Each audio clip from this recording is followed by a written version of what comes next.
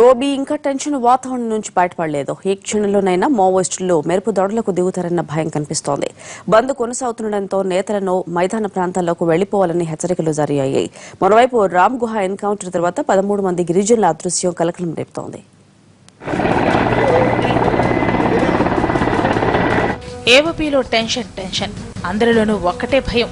ఎప్పుడు ఎటువైపు నుంచి ఎలాంటి పిడుగు మీద పడుతుందోనని హడలిపోతున్నారు. ఆంధ్ర ఒడిశా సరిహద్దు గిరిజన గ్రామాలతో పాటు మావోయిస్టు ప్రభావిత ప్రాంతాల్లోనూ ఇదే వాతావరణం. దీంతో ఆదివాసీల కూడాలు బిక్కుబిక్కుమంటున్నాయి. రామ్గూడ ఎన్కౌంటర్ను తీవ్రంగా ఖండించిన మావోయిస్టు పార్టీ ప్రతీకార దాడులు తప్పవని హెచ్చరించింది.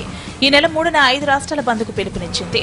దీంతో ఏఓబీతో పాటు విశాఖ ఏజెన్సీలో వాతావరణం ఉత్కంఠగా మారిపోయింది. ఇప్పటికే భారీగా అదనపు బలగాలు మన్యంలో మోహరించాయి.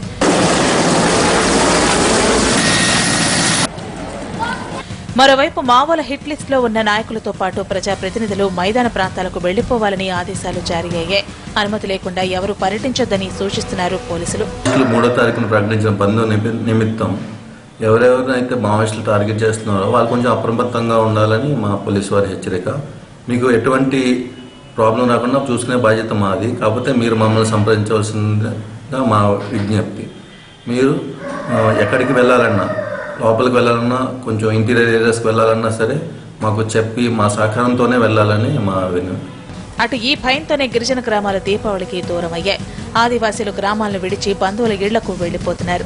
అక్టోబర్ 24 తర్వాత సుమారు 13 మంది ఆదివాసీలు అదృశ్యమయ్యారు. మల్కనగిరి జిల్లా గుర్రంశెట్టి జంక్షన్ లో 5 గ్రామాల ప్రజలు సమావేశం నిర్వహించారు. అదృశ్యమైన వారి ఆచూకీ తెలపాలని మొరపెట్టుకున్నారు. గిరిజనులు ప్లస్ అక్కడ మావోయిస్టులు మరణాల ఒక పరిస్థితిని మొత్తం పరిశీలిస్తే అది ఎన్కౌంటర్లుగా కనిపించట్లేదు.